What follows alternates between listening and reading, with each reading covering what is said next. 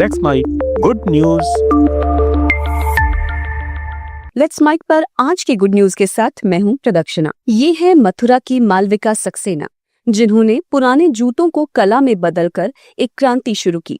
MBA करने के बाद परिवार ने मालविका को नौकरी के लिए शहर से बाहर जाने की इजाजत नहीं दी, लेकिन उन्होंने हार नहीं मानी। अपनी छोटी बहन के पुराने जूतों को रंग बिरंगे डिजाइन से सजाना शुरू किया।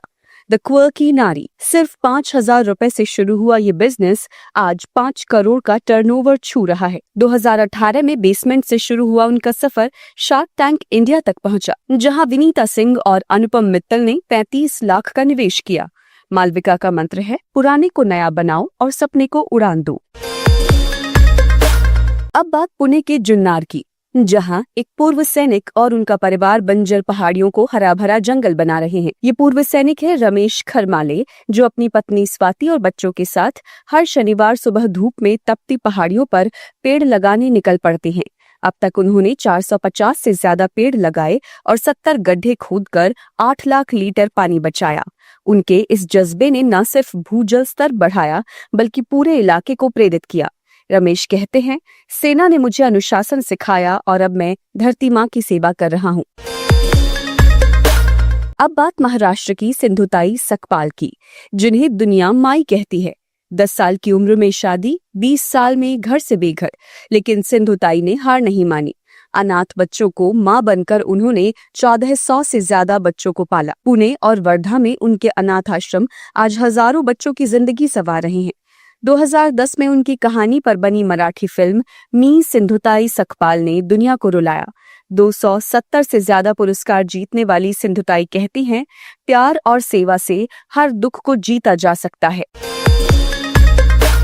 असम के जाधव पायेंगे को फॉरेस्ट मैन ऑफ इंडिया क्यों कहते हैं? क्योंकि उन्होंने अकेले 550 हेक्टेयर बंजर जमीन को जंगल में बदल दिया। 1979 में 16 साल की उम्र में जाधव ने ब्रह्मपुत्र नदी के किनारे पेड़ लगाना शुरू किया। आज उनका मोलाई जंगल हाथियों, बाघों और गैंडों का घर है। 2015 में उन्हें पद्मश्री मिला।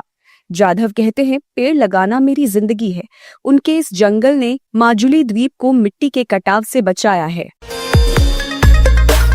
बिहार की अनीता कुशवाहा ने मधुबनी पेंटिंग को दुनिया में नई पहचान दी है। एक छोटे से गांव में पली बढ़ी अनीता ने अपनी कला को ऑनलाइन ले जाकर लाखों तक पहुंचाया।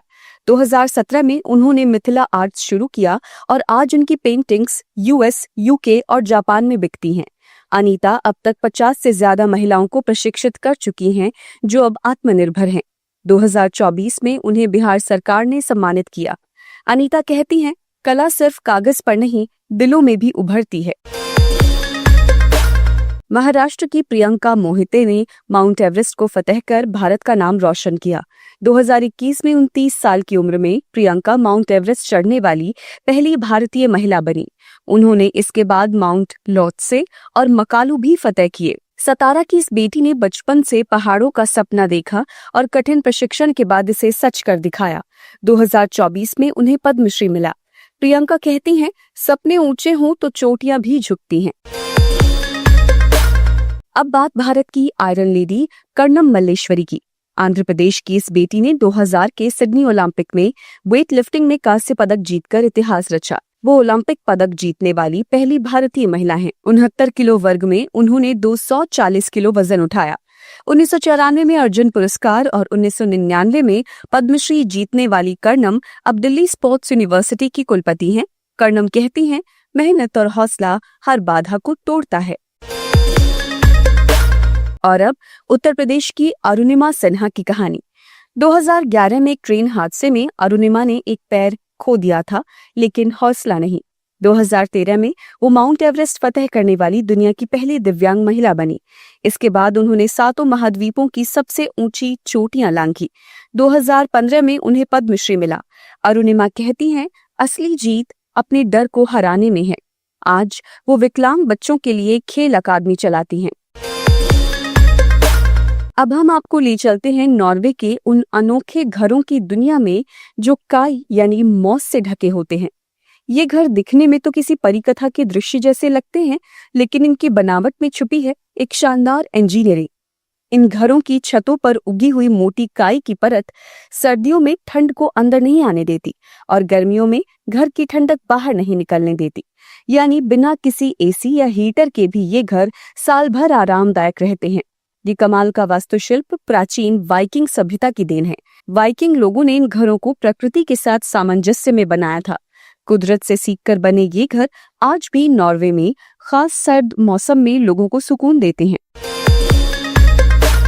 तो कैसा लगा गुड न्यूज का ये अंक? हमें आपके कमेंट सेक्शन में जरूर बताइए। चैनल लाइक और सब्सक्राइब जरूर करते रहिए और सुनते रहिए लेट्स माइक, जो है मॉडर्न रेडियो। आप सुन रहे थे let's mic modern radio. Follow कीजिए हमें हमारे सोशल मीडिया प्लेटफॉर्म्स पर।